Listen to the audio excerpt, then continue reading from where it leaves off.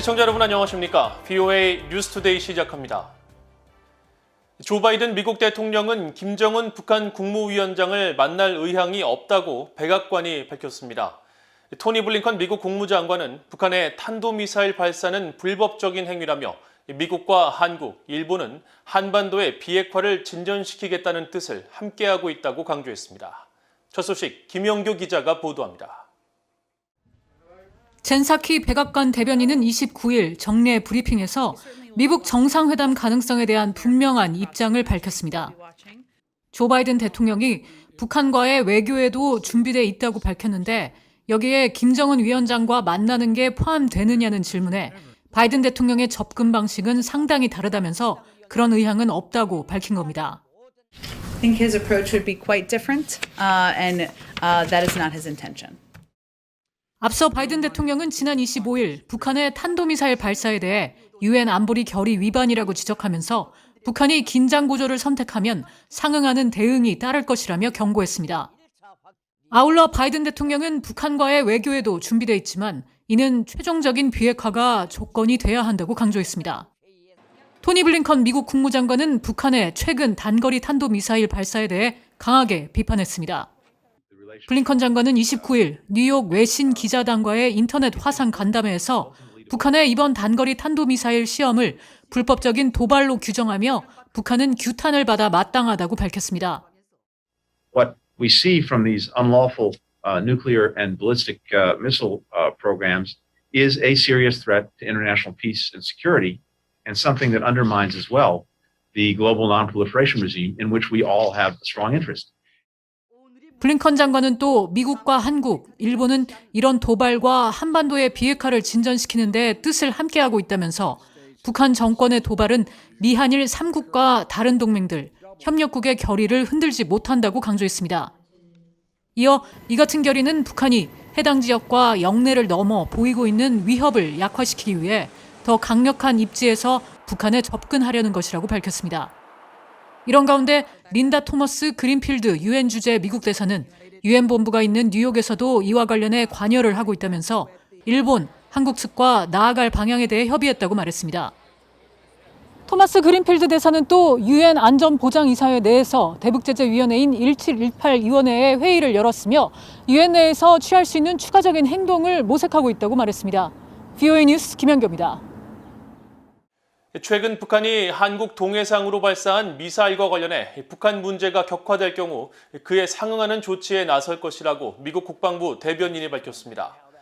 존 커비 미국 국방부 대변인은 29일 정례 기자회견에서 북한이 지난주 발사한 탄도미사일 관련 질문에 인도태평양 사령부가 밝힌 기존 입장과 같다면서도 최근 조 바이든 대통령이 언급한 것처럼 북한 문제가 향후 격화된다면 국방부는 그에 상응하는 조치에 나설 것이라고 밝히고 필요하다면 오늘 밤에라도 당장 싸울 준비가 돼 있다고 강조했습니다.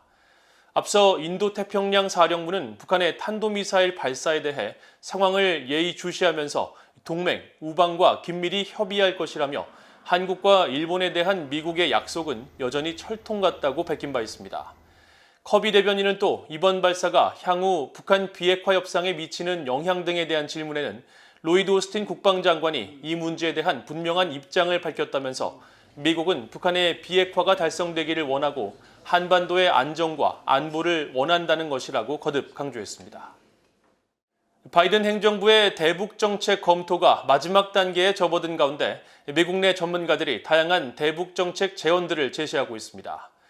북한의 압박을 최대한 강화해 핵을 포기시켜야 한다는 의견과 단계적이고 장기적으로 접근해야 한다는 의견도 나옵니다. 조은정 기자가 보도합니다. 로버트 아이넌 전 국무부 비확산 군축 담당 특별보좌관은 최근 북한 전문 매체 38노스에 발표한 기고문에서 북한이 짧은 시간에 핵무기를 포기하도록 압박을 강화하는 접근법은 실패할 것이라고 주장했습니다. 그러면서 바이든 행정부가 북핵 협상 첫 단계에서 우라늄과 플루토늄 등 북한의 핵 분열 물질 생산 제한을 추구하고 북한의 핵과 미사일 시험 유예를 영구적으로 공식화하는 단계적 접근법을 사용하면서 완전한 비핵화는 추가 협상을 통해 달성해야 한다고 제언했습니다. I think the Biden administration recognizes that achieving complete denuclearization in one step in the near future is simply not feasible, that the North Koreans have no intention of accepting such a deal.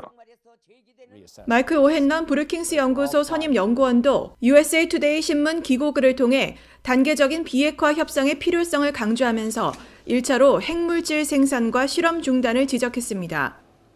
I think the only realistic path forward is a two-step process. The first step should be to prevent North Korea from improving its nuclear arsenal quantitatively or qualitatively. No more production, no more testing. And also we should bring ICBMs into the same agreement. 반면에 에번스 리비어 전 국무부 동아태 담당 수석 부차관보는 브루킹스 연구소를 통해 발표한 북한의 새로운 핵 전략과 비핵화의 운명이라는 제목의 글에서 북한과 군축 협상에 임해서는 안 된다고 지적했습니다. 바이든 행정부의 대북 정책 검토의 결과가 발표되기에 앞서 북한의 김정은 위원장은 비핵화의 모든 가능성을 없애버리고 핵과 미사일 능력을 확대하는 선제 조치를 취했다고 평가했습니다.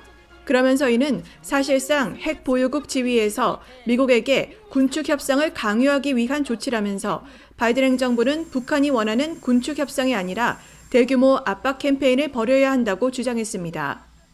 So I've argued for massive pressure, which is multi-dimensional, international, very highly coordinated campaign designed to shake the Pyongyang regime to its core. 리비아 전 수석 부차관보는 이어 북한을 비핵화할 수 있는 기회는 빠르게 사라지고 있다며 미국이 다시 한번 대대적인 노력을 기울여야 한다며 대북 압박을 강조했습니다. 특히 북한 압박은 금융, 외교, 군사, 정치, 인권은 물론 비밀 임무까지 북한 정권을 중심까지 흔드는 대대적인 작전으로 각국이 조율하는 국제적인 차원에서 진행돼야 한다고 제언했습니다. VOA 뉴스 조은정입니다. 에브릴 헤인즈 국가정보국장은 적성국들은 종래의 군사 분야를 넘어서 기술 등의 여러 요소들을 융합해 위협을 진화시키고 있다면서 북한 등 적성국들의 위협에 대처하기 위한 동맹 공조 강화가 중요하다고 지적했습니다.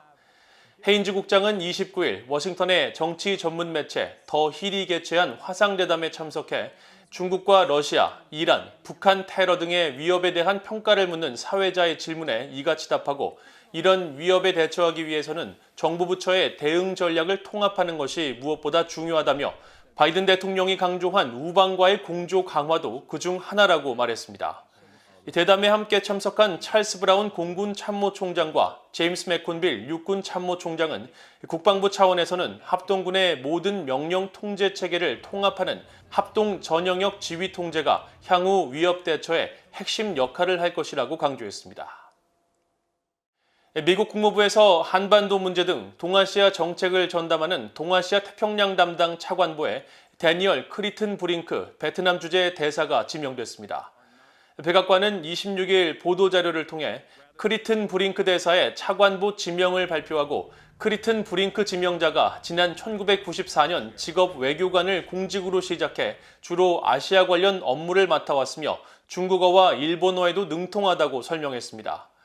크리튼 브링크 지명자는 2017년부터 베트남 주재 미국 대사로 재직 중이며 이에 앞서 국무부 북한 담당 선임 고문과 백악관 국가안보회의 아시아 담당 선임 보좌관을 역임한 바 있습니다. 앞서 지난 1월 바이든 행정부 출범 후 한국계 최초로 주한 미국 대사를 지냈던 성김 인도네시아 주재 대사가 동아시아 태평양 담당 차관보 대행을 맡아 대북정책 검토 작업과 미한일 공조 등을 진행해 왔습니다. 유럽연합 EU가 북한의 자연재해 대응을 강화하기 위한 인도적 지원에 50만 유로, 미화 58만 8천여 달러를 배정했다고 밝혔습니다. 다니엘 푸글리시 EU 인도적 지원과 재난관리 사무국 대변인은 29일 VOA에 지난해 북한에 연이어 발생한 태풍 피해를 고려해 이번 지원을 결정했다면서 해당 지원으로 자연재해가 잦은 북한 강원도와 황해 남북도, 평안 남북도 주민 10만여 명이 혜택을 볼 것이라고 말했습니다. 푸글리시 대변인은 그러면서 지원금은 UN 식량농업기구 FAO와 국제 인도주의 단체 컨선 월드와이드에 각각 절반씩 전달할 예정이라며 FAO는 농작물 생산과 농촌 지역 주민에게 영향을 주는 자연재해 영향 완화에 컨선 월드와이드는 재난 대비와 조기 경보, 응급 처치 훈련 등에 사용할 예정이라고 설명했습니다. 이상으로 BOA 뉴스투데이를 모두 마칩니다. 시청해주신 여러분 고맙습니다.